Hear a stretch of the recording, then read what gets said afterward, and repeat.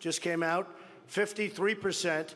And it's sort of interesting because I was watching the news a little while ago, and one of the commentators, who I'm not particularly fond of, but these are minor details, said, but Donald Trump doesn't get over 50%. Because I'm at 43, 45, actually now, according to The Economist, I'm at 53.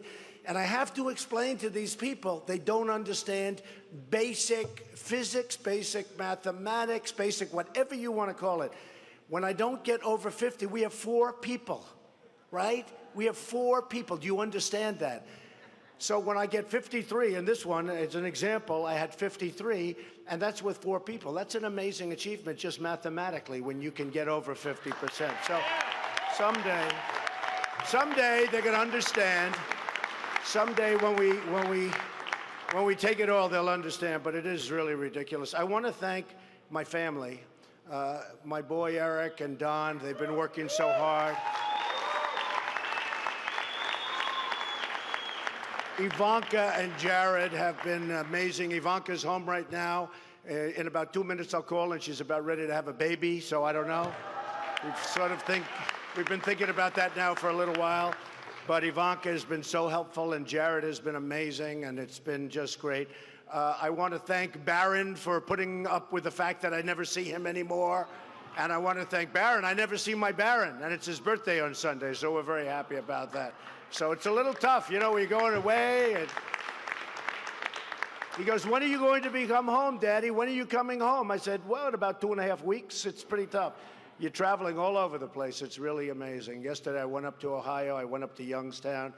We had an incredible crowd and just amazing people in this country. We have so many great people. We will someday in the not-too-distant future, if I win, otherwise it's not going to happen, I have to be honest with you. But Apple and all of these great companies will be making their product in the United States, not in China, Vietnam, and all of. And we're not going to be losing our companies. You know, our companies are leaving our country rapidly, whether it's Carrier Air Conditioning, whether it's Ford, whether it's Eaton. I was in Cleveland, and Eaton Corp, they're leaving, and so many companies are leaving. And frankly, I'm disgusted with it, and I'm tired of seeing it, and there's no reason for it. It's just gross incompetence at the highest level. We should not allow it to happen. Pfizer, great company, pharmaceutical company, they're going to Ireland, and there's so many more. You have corporate inversions. You have people can't get their money back into the country because the politicians can't get along. They can't make a deal. Everybody agrees, Democrat and Republican. Everybody agrees the money should come back. There's $2.5 trillion outside of this country. Everybody agrees that the money should be here, and the politicians for 3 years haven't been able to make a deal. And we could make a deal. There's an example of something that you could do if I sat down with a few of the senators, a few of the congressmen. You could make a deal on that in 10 minutes if you knew what you're doing, because everybody wants to do it. And companies are actually leaving our country to get their money, not only because our taxes are too high, which we're going to lower, by the way, but companies are leaving our country in order to go and get money that's their money, because there's no way of bringing it in. So we've got a long way to go. But I think at some point it's going to get done. This has been very exciting, this whole process. We started, I was one of 17 people, senators, governors. I've had such great support. Dr. Ben Carson the other day endorsed us. And great guy, wonderful man. And Chris Christie endorsed us. That was so incredible. And today, Pam Bondi came up and endorsed us. She was great, and she is a truly wonderful woman, and the job she's done in Florida is incredible. You know, so many. We've had such incredible support. Paul Ryan called me the other day, tremendous call. I spoke with Mitch McConnell today. We had a great conversation. The fact is, we have to bring our party together. We have to bring it together. We We have something happening that actually makes the Republican Party probably the biggest political story anywhere in the world. Everybody's writing about it all over Europe, all over the world they're talking about it. Millions of people are coming in to vote. This was an example of it today. Many, many more people. I'm looking at the polling booths. I'm looking at different polling booths all around the country where it's up. And the lines are 4, 5, 6 blocks long. And one woman was in there for 40 years. She's been working the polls. And she said, we'd have 2 people here. We'd have 3 people. Now look at the line. And the line looked like it was, long. It was really long. 5 deep and long. And it's just a different thing. We have a great opportunity. And the people that are voting are Democrats are coming in, independents are coming in, and very, very importantly, people that never voted before. It's an incredible thing.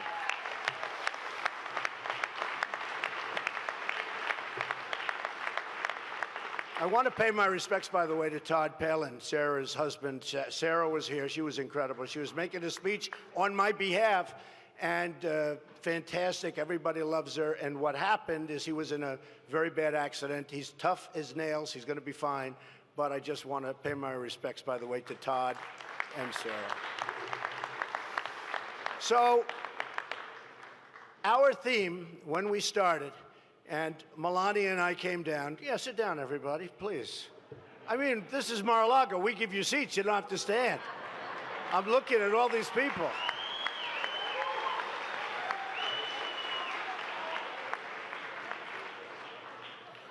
Corey, good job, Corey. Good job. And Hope and our whole squad, right? So when this began, Melania and I said, got to do it. And she was so supportive, and she's been so supportive. It's been amazing. And we have to do it. We came down the escalator, and it was about trade, and it was about borders. And what happened is pretty quickly after that, and we shot right up. I shot right to the top of the polls, and have been leading in the polls almost from the beginning, without fail. We went up in June. Most people said, I'll never run. He's just going to have fun. He's having a good time. This isn't necessarily good. I mean, I'm having a good time. I'm having a very nice time. But you know what? I'm working very hard, and there is great anger. Believe me, there is great anger. One of the broadcasters was saying, is there anger? And I said to him, I'm supposed to say, no, there's not. We love the way things are working. We love the deal you made with Iran. It's wonderful. You give them $150 billion. We get nothing. We love all the deals. The trade deals are wonderful. You lose $500 billion a year with China. We lose $58 billion a year in terms of imbalance. It's a total imbalance. We don't make good deals anymore. We don't win anymore. As a country, we don't win anymore. And they asked, is there anger from your people? There seemed to be. And I said, there is anger. They're not angry people, but they want to see the country properly run. They want to see borders. They want to see good health care. They want to see things properly taken care of. They want our military rebuilt. Our military is in a very bad state. They want it rebuilt. Very, very importantly, and they want the Second Amendment, by the way, protected and protected strongly. And that's going to happen. And you know what they want so badly? They want our veterans taken care of. Our veterans are treated so badly. So we started, and something happened called Paris. Paris happened, and Paris was a disaster. There've been many disasters, but it was Paris. And then we had a case in Los Angeles it was in California, where the 14 young people were killed, and it just goes on and on and on. And what happened with me is this whole run took on a whole new meaning. Not just borders, not just good trade deals, and we're going to make the best trade deals you've ever seen. We've got such endorsements from Carl Icahn and the smartest people in business. And these people are going to be negotiating our deals, and they're the best in the world. We have the best business people in the world. They're going to know we're going to have such great deals. We're going to do so good with trade. We're going to do so good on the border. But it took on a whole new meaning. And the meaning was very simple. We need protection in our country, and that's going to happen. And all of a sudden, the poll numbers shot up. And I'm just very proud to be a part of this. I think we're going to go And we're going to do a lot of trips over the next month, but I think we're going to have a great victory. And I think more importantly than anything else, we are going to start winning again. This country is going to start winning again. We don't win anymore.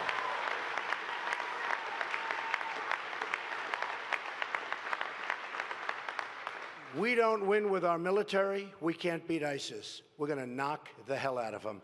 We don't win. We don't win a trade.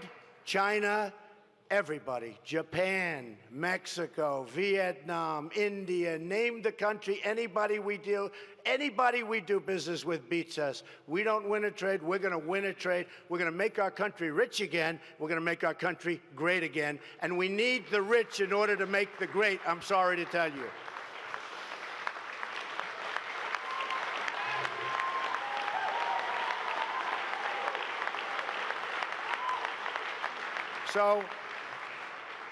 So I'm going forward. We had a fantastic evening. I would have never thought this could have happened. I guess we're waiting for one result, which possibly will be very successful also.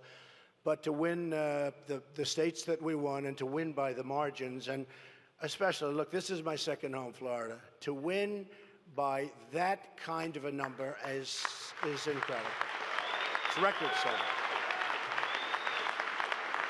And I have to say it that number one, I want to congratulate Marco Rubio on having run a really tough campaign. He's tough, he's smart, and he's got a great future. He's got a great future.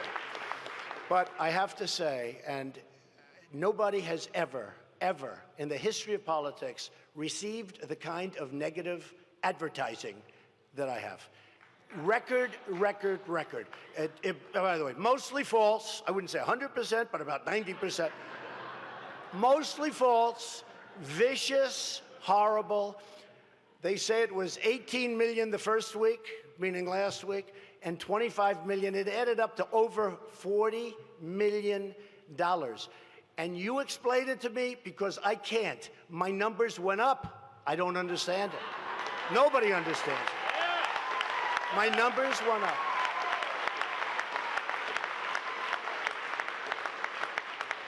I mean, it's been an interesting experience. Last week, Adam Scott won at Trump National Doral, won the big tournament, the World Championship of Golf. And Adam, who's a great guy, I guess a lot of you folks saw that, but I'm watching, and we have television screens all over, and we're down at this gorgeous green at Doral, and everything's working beautifully, and then a commercial comes on, the worst commercial, and I'm with these wonderful people from Cadillac and all these top executives, and I'm saying, look over there, look, don't watch it, you don't want to watch it. I'm saying, isn't the grass beautiful? Look, don't watch. And they came in waves, one after another, and it was brutal. And then Adam comes, and this handsome kid from Australia, one of the greatest golfers in the world, made an unbelievable shot on the 18th hole to win the tournament. He's a great champion, and we're giving him the award. And just before we break for a commercial, we'll be right back with our great champion from Australia, Adam Scott. And here's the commercial. And I said, no. And it was two of them. Oh, what a day that was. What a disaster. What a disaster.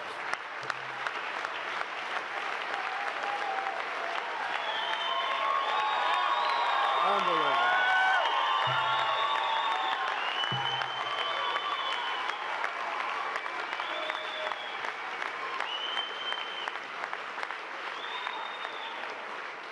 So again, I just want to congratulate everybody. This is a really interesting process. It's an amazing process. It's very tough, but it is by the end, if you get to the end, you can handle a lot of things, including pressure. That I can tell you, because there's nothing like it. Lies, deceit, viciousness, disgusting reporters, horrible people. Sure. Some are nice. Some are nice. Some really disgusting people back there, though, I have to tell you. And I just want to say, we're going to go forward, and we're going to win. But more importantly, we're going to win for the country. We're going to win, and we're not stopping. We're going to have great victories for our country. Thank you very much, everybody.